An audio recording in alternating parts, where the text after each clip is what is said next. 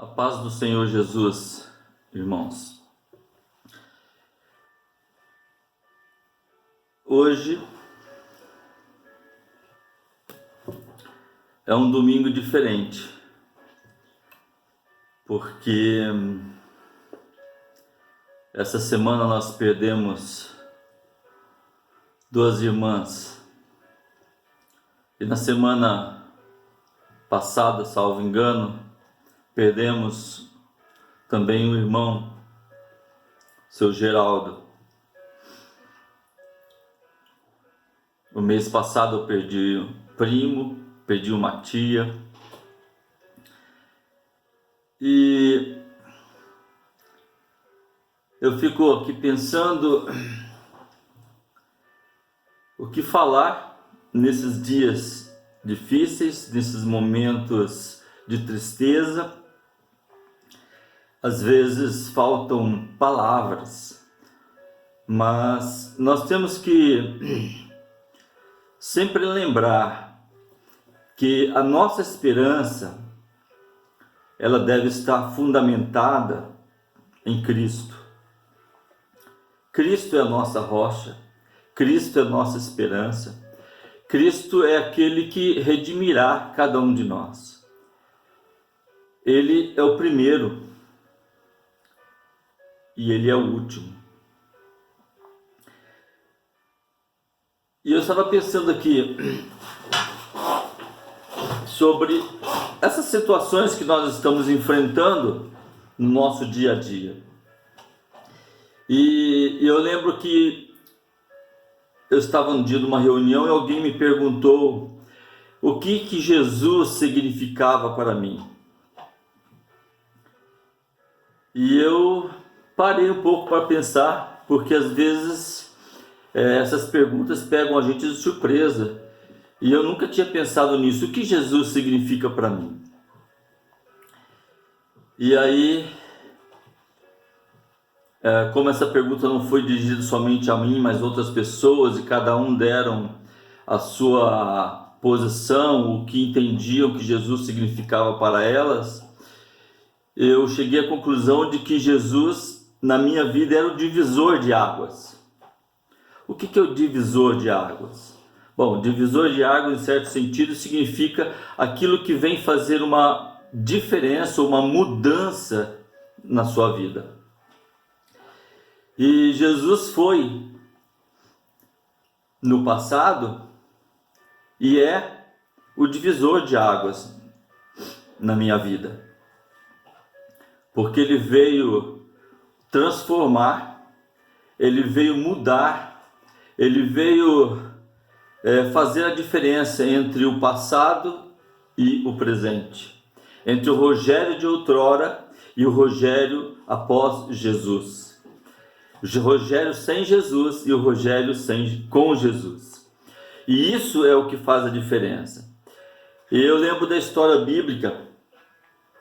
Quando você lê o Antigo Testamento e lê o Novo Testamento, por toda a extensão da Bíblia, nós encontramos bons exemplos de homens que, ao se encontrarem com Deus, ao experimentarem Deus na sua vida, esse fator veio a se tornar um divisor de águas. Por exemplo, nós podemos retornar à história, lembrar, por exemplo, de Abraão. Abraão teve o nome mudado posteriormente para Abraão, mas quando ele se encontra, quando Deus fala com ele, quando Deus o chama para que ele saia da sua terra, para que ele deixe a sua família, os seus parentes, e Deus fala: eu vou mandar você para uma terra que eu te mostrarei. Deus nem tinha mostrado, mas Deus falou: eu te mostrarei. E Deus disse: de ti farei uma grande nação. E quando Abraão aceita essa palavra, quando ele obedece ao seu Deus, e esse Deus era totalmente diferente, porque na época de Abraão havia os deuses caseiros, né? Os deuses de estátuas, E Abraão agora começa a acreditar num Deus sobrenatural que não tem forma, mas ele crê, ele pela fé aceita essa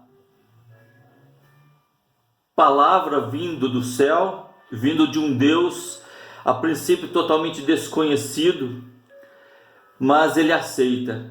E essa aceitação pela fé e essa obediência o torna o pai da fé.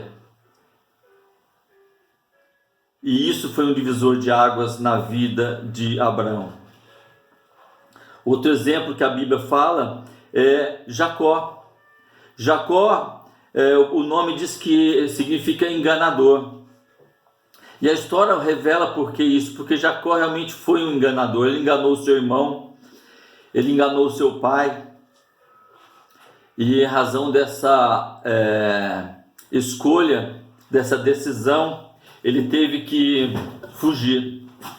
Mas a história também mostra que em certo momento da vida de Jacó, ele tem um encontro com um anjo e ele luta com esse anjo. E daquele momento em diante, a vida de Jacó é transformada. Ele deixa de ser Jacó e passa a se chamar Israel. E naquele momento, essa luta que ele travou com esse anjo de Deus se tornou um divisor de águas na sua vida. Porque a partir daquele momento, agora como Israel, ele deixou de ser o Jacó enganador e passou a ser um novo homem, uma nova pessoa. E nós vimos o resultado de tudo isso na história de Jacó. José, no Egito, também não foi diferente. José foi rejeitado pelos seus irmãos, foi vendido como escravo pelos seus irmãos, e ele foi parar lá no Egito como escravo. Mas como Deus era com ele, ele acabou indo para o serviço de um homem chamado Potifar.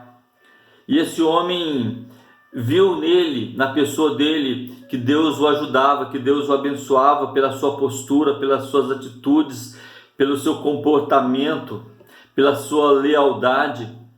E Deus então abençoa a vida de José em tudo aquilo que ele faz.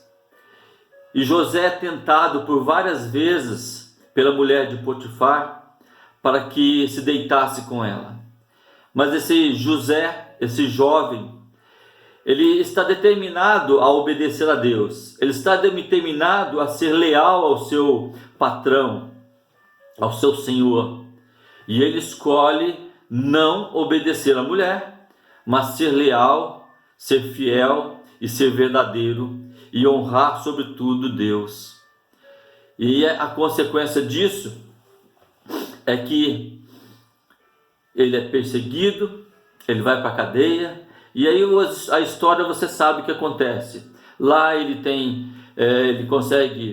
trata bem os presos, ele é colocado para trabalhar em serviços, ele revela sonhos, e até que ele vai para a corte de Faraó, revela o sonho de Faraó e se torna, depois de Faraó, o segundo mais poderoso do Egito.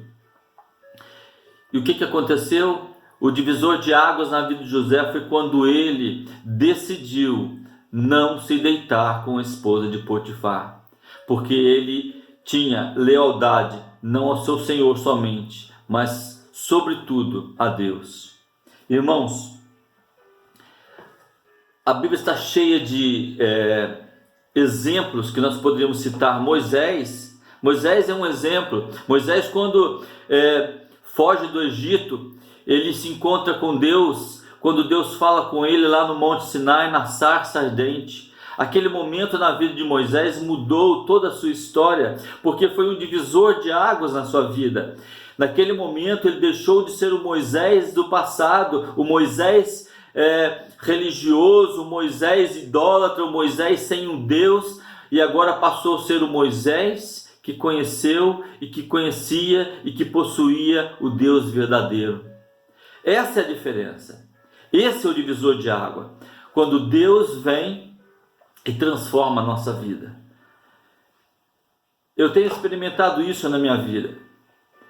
Desde o momento em que eu aceitei Jesus, com 14 anos de idade, daquele dia em diante, Jesus se tornou o divisor de águas na minha vida. E eu sou eternamente grato. Deus sabe o quanto eu sou grato, porque Ele é tudo para mim. Irmãos, eu gostaria de ler um trecho que se encontra em Romanos capítulo 8, a partir do versículo 31, que na minha Bíblia tem o título de Canto de Vitória. Deus é por nós. E o texto diz o seguinte: que diremos, pois, a estas coisas? Se Deus é por nós, quem será contra nós? Aquele que nem mesmo a seu próprio filho poupou, antes o entregou por todos nós, como não nos dará também com ele todas as coisas? Quem tentará acusação contra os escolhidos de Deus? É Deus que nos justifica. Quem os condenará? Pois é Cristo quem morreu, ou antes, quem ressuscitou dentre os mortos, o qual está à direita de Deus e também intercede por nós. Quem nos separará do amor de Cristo? A tribulação, ou a angústia, ou a perseguição, ou a fome, ou a nudez, ou o perigo, ou a espada? Como está escrito: por amor de ti somos entregues à morte todo dia. Fomos reputados como ovelhas para o matadouro. Mas em todas essas coisas somos mais do que vencedores por aquele que nos amou. Porque estou certo de que nem a morte, nem a vida, nem os anjos, nem os principados, nem as potestades, nem o presente, nem o porvir, nem a altura, nem a profundidade, nem alguma outra criatura nos poderá separar do amor de Deus que está em Cristo Jesus, nosso Senhor. Paulo escreve essa carta e essa passagem aos cristãos que estão em Roma, por isso chamado, Romanos. E Paulo fala que se Deus não poupou o próprio Jesus, seu filho, que sofreu, que padeceu, que foi escarnecido, que foi traído, que foi cuspido, que foi judiado de todas as formas possíveis, que teve uma morte considerada morte de maldito, porque a Bíblia diz que maldito era todo aquele que era pregado na cruz. A cruz era uma condenação para o pior criminoso, para a pior espécie, para o pior crime. E a Bíblia diz que Jesus foi crucificado. E a Bíblia diz que como o profeta Isaías diz que como ovelha levada perante ao matadouro, ele não abriu a sua boca. Jesus sabia o que suportaria.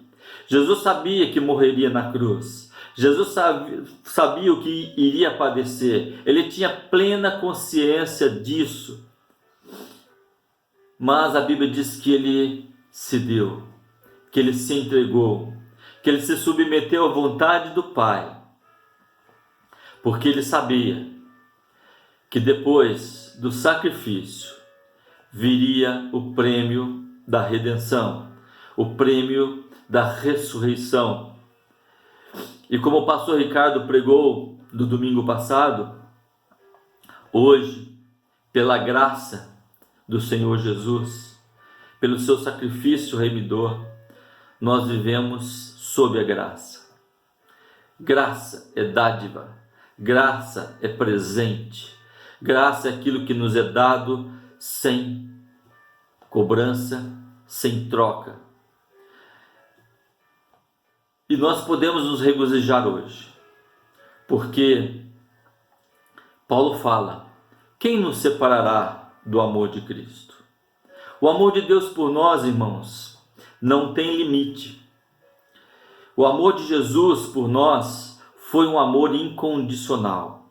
O nosso amor humano, terreno, ele muitas vezes é um amor falho, fraco, limitado, porque às vezes há interesse nele. Às vezes não é um amor autêntico e verdadeiro. Mas o amor de Cristo por nós foi um amor incondicional. Não havia condição. Deus não pôs condição, mas Ele nos amou de tal forma, que a própria palavra de Deus diz que, lá em João, que Deus nos amou de tal forma que Ele deu o seu próprio Filho para morrer por nós. E nós, sendo imerecedores, não merecemos, mas graças ao Senhor, Ele nos resgatou, Ele nos deu vida e vida em abundância. Por isso Paulo fala: que diremos, pois, dessas coisas? Se Deus é por nós, quem será contra nós? O que Paulo quer dizer é o seguinte: olha, não é porque somos cristãos, não é porque servimos a Deus, não é porque estamos andando com Deus em obediência à sua palavra, que as coisas do mundo não nos atingirão. É isso que Paulo está querendo dizer. Não é porque você é um cristão ou crente, ou você é dizimista, porque você frequenta a igreja, que você está sempre ali fazendo todas as coisas como a palavra de Deus pede, que você não será afetado.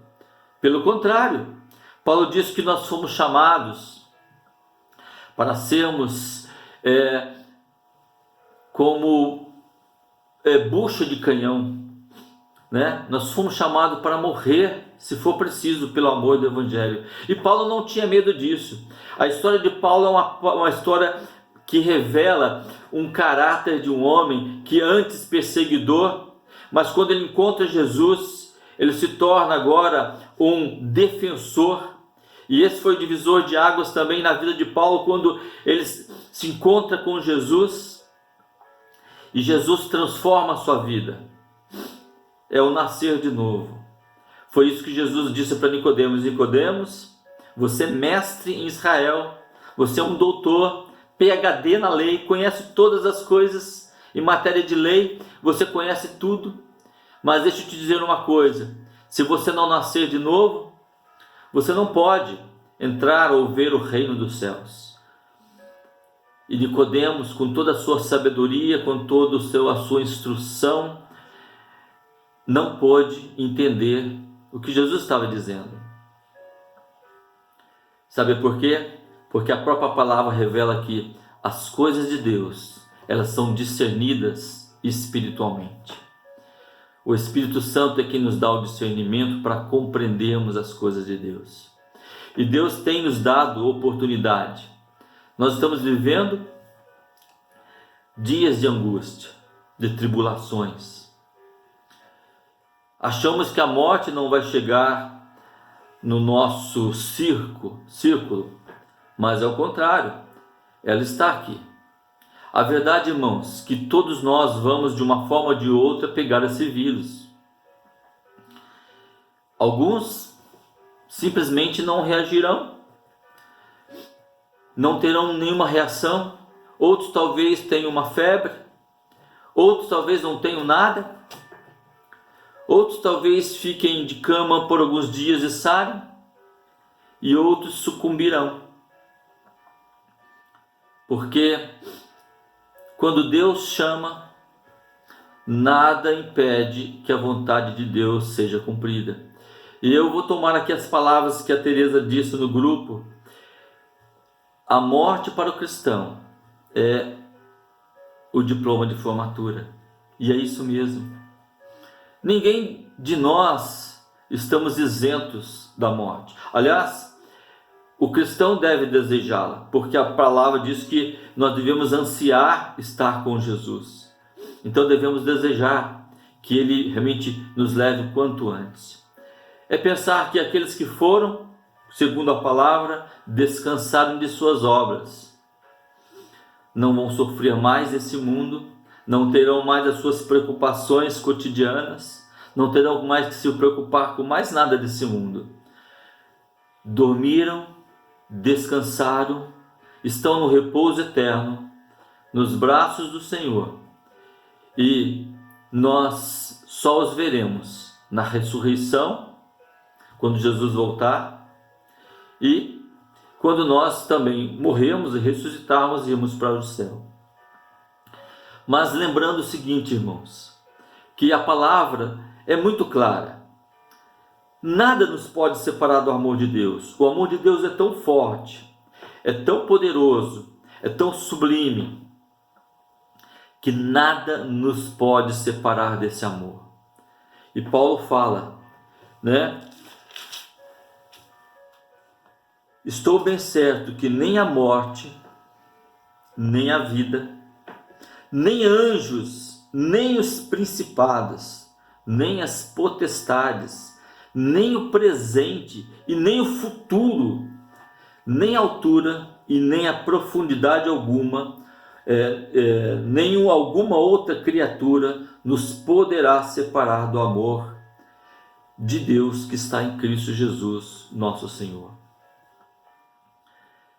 É bom nós sabermos que nós temos um Deus que cuida de nós. É bom sabermos que tem um Deus que nos ama de forma incondicional. E é maravilhoso sabermos que nada que exista no nosso mundo, neste universo, nada pode nos separar desse amor. Morte, a morte não é nada. Sofrimento também não é nada. Perseguição, angústia, fome, nudez, tudo isso, irmão, se nós passarmos, se nós sofremos, se nós suportarmos, será passageiro, porque o amor de Deus é quem nos sustenta, o amor de Deus é quem nos guarda, e é tão confortável saber disso, que o amor de Deus sempre nos sustenta. Jesus foi o divisor de águas na minha vida. E Ele também pode ser o divisor de águas na sua.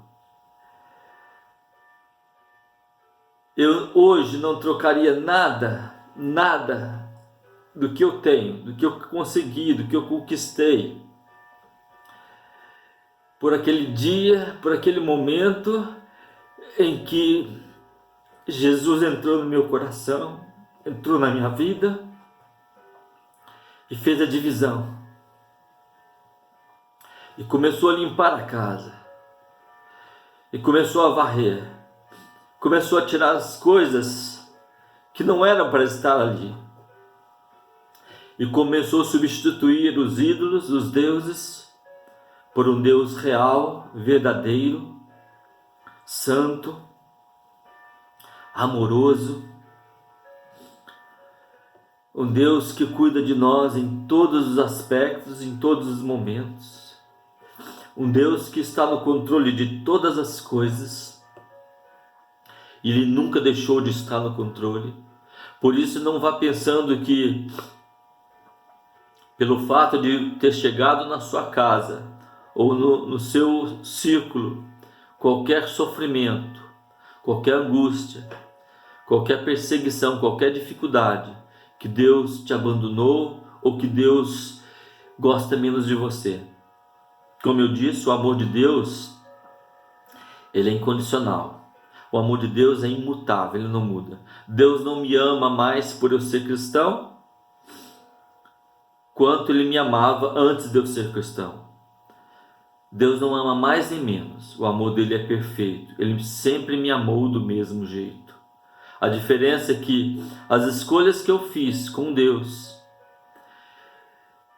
resultaram em bênçãos, resultaram nas promessas de Deus. Porque quando nós tomamos decisões na nossa vida, sem a orientação, sem a direção de Deus, nós nem sempre temos boas consequências. Às vezes as consequências são dolorosas, são angustiantes, são decepcionantes e até trágicas. Mas quando tomamos decisões com a direção de Deus, com a direção do Espírito Santo, essas decisões fazem a diferença na nossa vida, porque Deus nos conduz por caminhos planos, retos. Os nossos caminhos eram tortuosos, mas Deus nos dirige por caminhos planos. São dias difíceis, ninguém nega. São dias para que nós possamos parar e pensar: como está a sua vida? Como está a minha vida? Nós nos preparamos para tudo nesse mundo. Nós estudamos, nós tentamos nos aperfeiçoar, aperfeiçoar os nossos dons, as nossas técnicas para trabalhar, para conseguir um emprego melhor, para conseguir algo melhor na nossa vida. Nós estamos sempre nos preparando. Mas a pergunta que eu quero deixar com a igreja nessa manhã: você está preparado para se encontrar com Jesus? Você está preparado para a morte? Pense nisso, porque as pessoas se preparam para tudo, menos para se encontrarem com Deus. E às vezes as oportunidades cessam. A porta é estreita, Jesus disse, entrai por ela, porque larga é a porta que conduz à perdição, mas estreito é o caminho que leva à vida eterna. O caminho com Deus, a caminhada com Deus é uma caminhada difícil, mas ela é suportável, porque Deus sempre está conosco. Haverá espinhos no caminho, haverá pedras, haverá barreiras, mas quando nós estamos com o Senhor, nós conseguimos superá-los. Cada um desses problemas da nossa vida, nesse caminho, nós conseguimos superar. Por isso é hora de você parar e colocar a sua vida com Deus em ordem. Colocar a sua casa em dia, em ordem. Meditar na palavra do Senhor e deixar o Espírito Santo trabalhar no seu coração. Porque, irmãos, a qualquer momento o Senhor pode nos chamar. E eu espero que, se Ele me chamar hoje ou amanhã, não sei quando, que quando Ele me chamar eu diga para Ele: Senhor, eis-me aqui, estou pronto.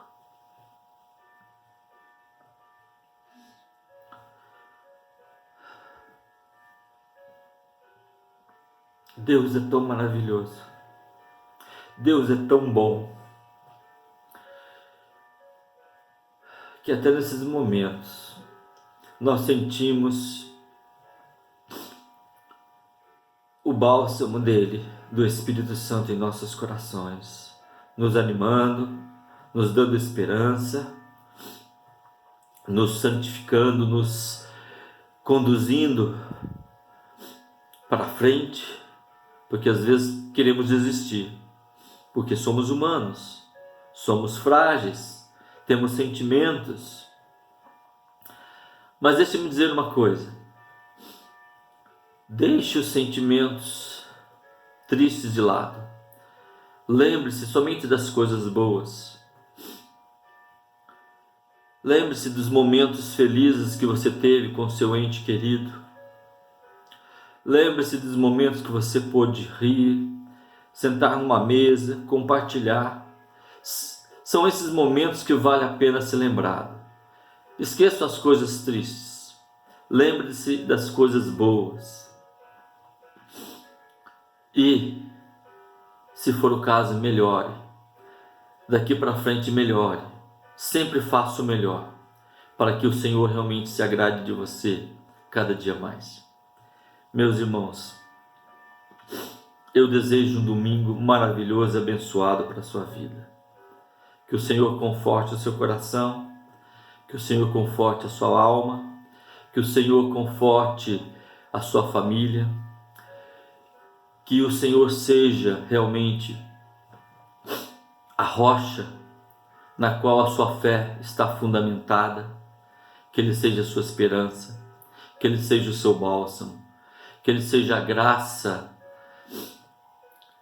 que recai sobre a sua vida cada dia da sua vida de existência, e que Ele faça parte da sua vida todos os dias, até aquele santo dia em que Ele voltará, ou quando nós dormirmos e Ele nos ressuscitará.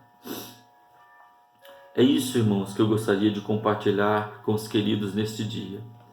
Que a graça do Senhor Jesus esteja com todos vocês. Não desanime. Lembre-se, Jesus é o divisor de águas. Ele foi na minha vida, Ele é na minha vida, e Ele pode ser na sua se ainda não é. Está na hora de você fazer a sua escolha.